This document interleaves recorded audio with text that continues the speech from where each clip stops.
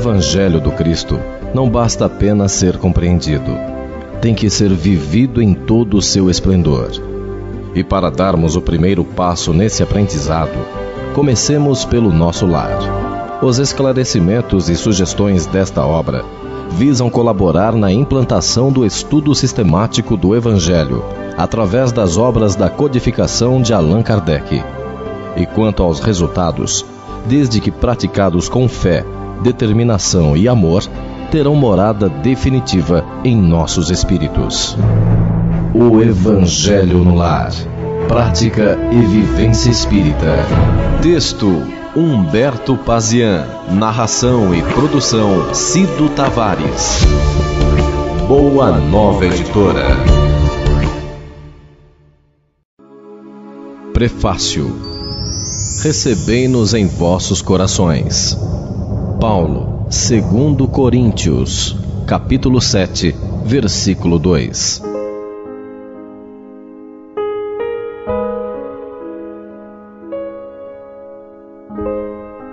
Há séculos, a humanidade discute as ideias de Jesus. De pontos de vista variados, muitas religiões e seitas surgiram e surgem a cada época. A moral ensinada e exemplificada pelo Cristo de Deus, reforçada pelos seus emissários, que periodicamente reencarnam em nosso planeta, ficou sempre muito além de ser uma realidade na vida geral. Durante muito tempo, homens e mulheres de boa vontade, não encontrando nas filosofias e religiões existentes as respostas às suas dúvidas e o consolo ao seu sofrimento, encontraram grandes provações e necessidades no caminho de suas existências. Mas, como tudo que o grande mestre profetizou realizou-se, chegaria em meados do século XIX o momento da grande mudança, na qual os povos ouviriam de todos os cantos do planeta a voz dos Espíritos, o Consolador prometido por Jesus, trazendo uma nova e mais clara interpretação de seus ensinamentos, adequada ao atual estágio evolutivo da humanidade.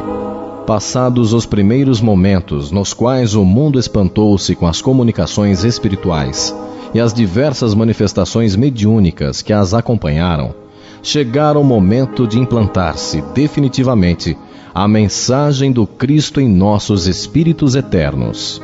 A vida espiritual já é uma realidade para muitos. A ciência humana começa a dar os primeiros passos no estudo dos fenômenos da vida após a morte. As religiões contrárias à ideia da imortalidade mudam e amoldam suas interpretações das escrituras sagradas em face do novo entendimento. E as novas gerações encarnam preparadas para assimilar essas verdades. Assim como o Mestre tão bem ensinou, e as duras provações que a humanidade terrestre tem passado confirmam: só o conhecimento não basta. Só o intelecto e a razão não são suficientes para adquirirmos as chaves que nos abrirão as portas da felicidade para a vida eterna.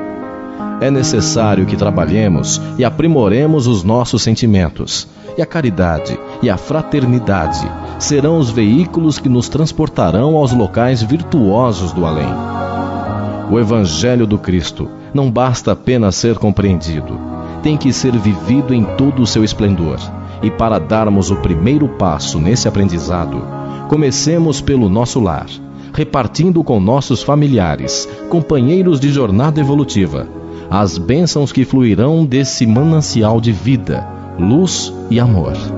Os esclarecimentos e sugestões desta pequena obra visam colaborar na implantação do estudo sistemático do Evangelho, através das obras da codificação de Allan Kardec. E quanto aos resultados, desde que praticados com fé, determinação e amor, terão morada definitiva em nossos espíritos.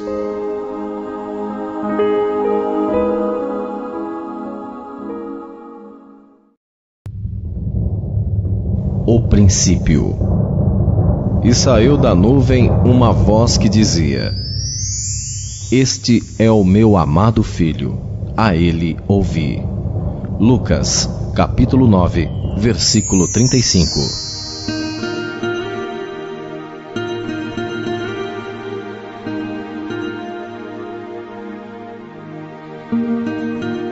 É bem difícil, em nosso atual estágio evolutivo, compreendermos como tudo começou. Teorias, tanto religiosas como científicas, não faltam. O mistério da vida ainda permanecerá por muito tempo oculto ao nosso entendimento, e embora as incertezas sejam em grande número, de um fato, pelo menos, todos temos certeza: existimos. Podemos até afirmar que a vida material é uma grande ilusão dos sentidos, mas em nosso íntimo, sabemos que há algo real, algo que é imortal, que está intimamente ligado ao Criador, nossa alma. Durante muitos séculos, essa essência do ser tem sido estudada e meditada por muitos místicos, filósofos e religiosos de várias correntes do pensamento. Muitas dúvidas, muitos porquês e aquelas antigas perguntas: de onde viemos, quem somos e para onde vamos? Finalmente, tornaram-se acessíveis ao nosso entendimento pelo advento do Espiritismo. Para chegarmos, entretanto, a esse estágio, muito tempo decorreu, pois desde o início da humanidade, o Criador tem nos enviado inúmeros mensageiros, portadores de verdades sempre relativas às necessidades e ao conhecimento da época. Mas foi com Jesus, o Cristo, que os segredos da vida eterna nos foram realmente desvendados. Toda a sua vida em nosso meio foi dedicada a ensinar e exemplificar o amor universal em seu inteiro esplendor. Em sua divina humildade, cada pequeno gesto transmitiu-nos uma infinidade de lições. Cada palavra, uma chuva de bênçãos.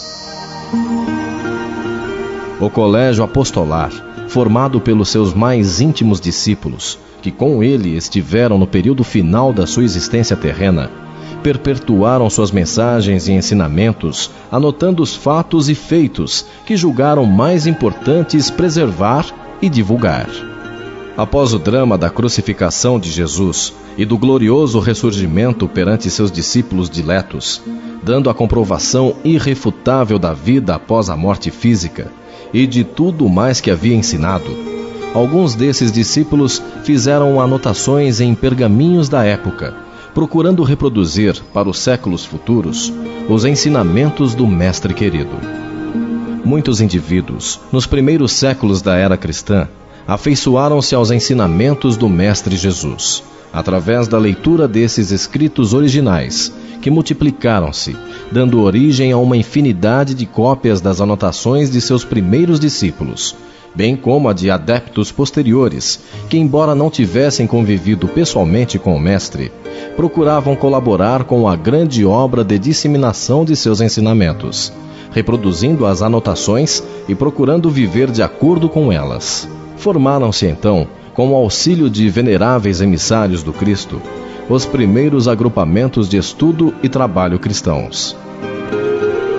Reuniam-se periodicamente para o estudo dos ensinamentos de Jesus, fortalecendo, instruindo e amparando todos aqueles que compareciam aos pequenos núcleos evangélicos. O auxílio do alto se fazia presente através de médiuns abnegados, trazendo mais luz a todos os participantes nesta primeira etapa do movimento de evangelização das criaturas. Foi uma época muito conturbada e difícil, na qual contrastaram-se as grandes carnificinas nas arenas romanas, com os extermínios em massa daqueles que abraçavam a causa cristã, com o exemplo de um grande número de almas angelicais que deram seu testemunho de fé e amor aos princípios ensinados por Jesus, sendo-lhe fiel até os últimos momentos da vida terrena. Após esse período de turbulência, apesar da oponência dos líderes políticos e religiosos da época, o cristianismo cresceu e tornou-se um movimento de grandes proporções.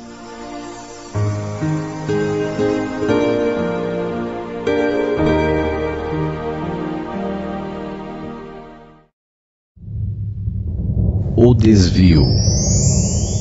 Vê, pois que a luz que há em ti não sejam trevas. Jesus. Lucas, capítulo 11, versículo 35.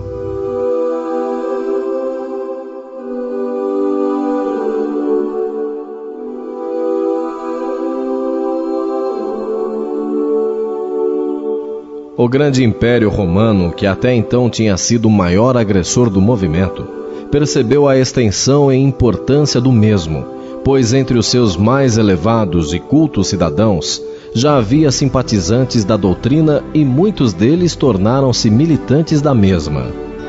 Decidiu então aceitar a mensagem cristã e torná-la uma religião organizada, que pudessem ter sob controle. Começava aí a deturpação dos ensinamentos do Cristo, de acordo com as conveniências do Estado e da Igreja formalizada.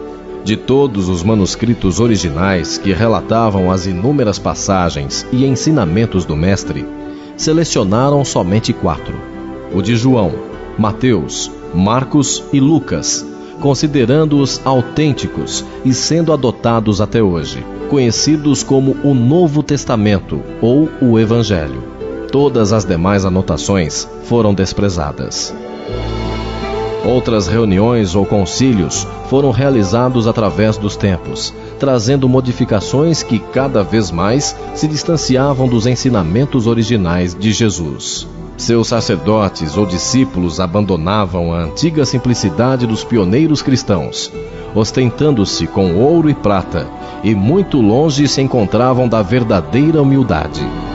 As manifestações e o intercâmbio com o mundo espiritual foram vetados, cabendo somente ao seu representante máximo aqui na Terra ser considerado o único capaz de receber do alto as elucidações de que todos necessitavam. Perdendo a simplicidade e o sentimento que marcaram o início do cristianismo e ligando-se cada vez mais às ilusões do poder e glória humanos, o movimento distanciou-se dos desígnios divinos, transformando o Evangelho em algo confuso e inacessível ao homem comum. Seguiu-se um período negro em nossa história, no qual perseguições, calúnias, mortes e toda sorte de perversidade foram cometidas utilizando-se o sagrado nome de Jesus. E mais uma vez, a humanidade sentia-se órfã de Deus. Cabe aqui ressaltar que, sendo nós conhecedores da lei da reencarnação, devemos meditar sobre o fato de que, em vidas passadas, possamos ter sido nós mesmos os sacerdotes que desvirtuaram a doce doutrina do Mestre, e talvez os terríveis tribunais inquisitoriais do passado, onde almas santas e devotadas foram supliciadas, tenham tido a nossa ajuda. Nossa tarefa, então, não deve ser a de julgar, apenas a de analisar os fatos, para que nunca mais nos desviemos do caminho reto que o Mestre Jesus nos mostrou.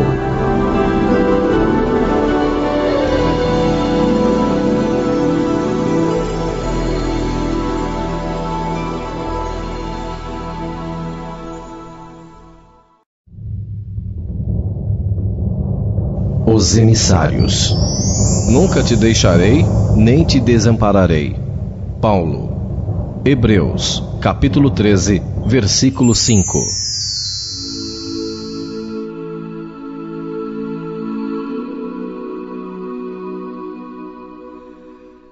Após o desencarne do Mestre Jesus, continuou ele manifestando-se aos seus discípulos, conforme nos narram os evangelhos, dando orientações e fortalecendo os companheiros que ainda permaneciam à frente da sagrada batalha entre o bem e o mal em nosso mundo. Mesmo após o término da primeira fase da implantação do Evangelho em nosso orbe, continuou Jesus a enviar emissários para orientar e propagar suas verdades aos homens. Esses missionários encarnaram em diversos países, fazendo parte de vários movimentos religiosos, buscando trazer-nos, sempre através da inspiração amorosa do Mestre Jesus, elevados conceitos espirituais. Terminaram, quase sempre, suas tarefas redentoras em nosso meio, com o sacrifício de suas próprias vidas. São considerados santos, avatares, gurus, mestres, de acordo com as tradições e segmentos religiosos dos quais participaram em vida, mas todos representantes de uma mesma verdade e um só Senhor, Jesus. Decorridos quase 2000 anos da passagem do Mestre em nosso meio terreno, A humanidade já atingira um nível evolutivo que comportava maiores esclarecimentos sobre a mensagem que Jesus nos deixara. E como ele havia prometido, chegara o momento de ser retirado o véu que ocultava o mundo espiritual. E este se torna manifesto através da voz de inúmeros espíritos superiores, comandados por aquele que seria designado como o Espírito da Verdade, o próprio Cristo.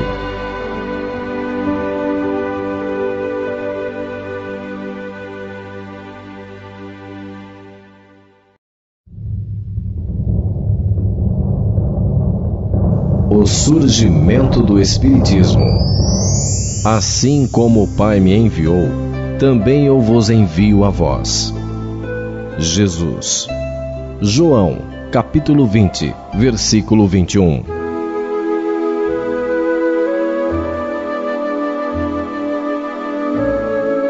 O mundo havia mudado, evoluído. As antigas tradições religiosas já não exerciam o mesmo poder.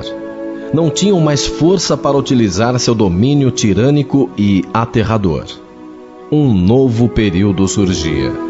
Clamava-se por liberdade em todos os sentidos, e ela se manifestava em todas as áreas do viver: na política, na ciência, nas artes e, fundamentalmente, na filosofia e na religião. A França tornou-se o berço desse movimento. E lá reencarnaram espíritos valorosos, dando impulso firme a essa revolução do conhecimento. Nasce então na cidade de Lyon, França, em 1804, aquele que, com o pseudônimo de Allan Kardec, teria a missão de expor ao mundo a doutrina de Jesus, com uma nova visão, ampliada e clara, ditadas por espíritos superiores, comandados pelo próprio Cristo. Movimento este que viria a ser conhecido como Espiritismo. O Evangelho segundo o Espiritismo pode ser entendido como a mensagem de Jesus com uma nova luz, na qual as verdades simples que o Mestre ensinou nos são mostradas por espíritos superiores, de uma forma mais ampla e de fácil entendimento.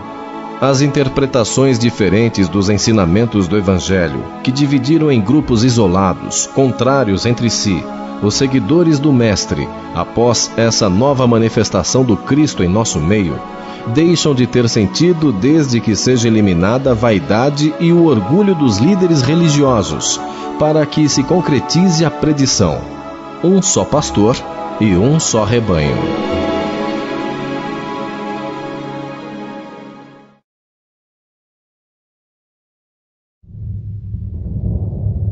A evolução do movimento espírita. A caridade jamais se acaba.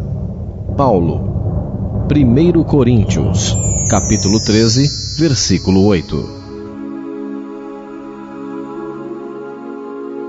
Quase um século e meio já se passou desde o lançamento do livro O Evangelho segundo o Espiritismo. Desencadeou-se, após o trabalho de Kardec, uma série de outros compêndios, nos quais diversos espíritos mensageiros do Cristo, com a colaboração de um outro número de médiuns devotados, deram ao mundo valiosas e importantes lições e esclarecimentos sobre o mundo espiritual e a vida eterna, aumentando ainda mais a luz sobre os ensinamentos do Cristo de Deus. Aqui em nosso país, a generosidade divina foi imensa, permitindo em nosso meio não só as mensagens consoladoras e esclarecidas de espíritos de alta estirpe, bem como a presença física de missionários como Bezerra de Menezes, Eurípides Barçanufo, Anália Franco, Caibar Schutel, Chico Xavier, Divaldo Franco e inúmeros outros que comprovaram e comprovam que é possível viver de acordo com os ensinamentos evangélicos, trazendo em suas próprias vidas um exemplo de renúncia às coisas mundanas e um amor ao Cristo a ser imitado. O Evangelho, já há algum tempo, vem sendo estudado e comentado em muitas casas espíritas, onde se tenta reproduzir o movimento inicial dos primeiros agrupamentos cristãos. Nesses templos de vivência evangélica, por meio da orientação segura e elevada de espíritos protetores, aconselha-se o estudo sistemático e criterioso dos ensinamentos do Cristo, e aqueles que assim procedem encontram, desde os primeiros momentos, sensíveis melhoras em suas vidas. O estudo habitual da mensagem de Jesus esclarece, consola e nos dá a certeza de sermos amados e protegidos por Deus. Conduz-nos a uma vida reta e com grande paz interior, eliminando muitos problemas com essa nova forma de pensar e agir. Como todo grande objetivo, estudarmos e tentarmos praticar os ensinamentos do Evangelho requer determinação e força de vontade. Necessitamos criar o hábito da meditação e da oração diária, se desejarmos realmente alcançar a paz e a alegria interior que delas decorrem.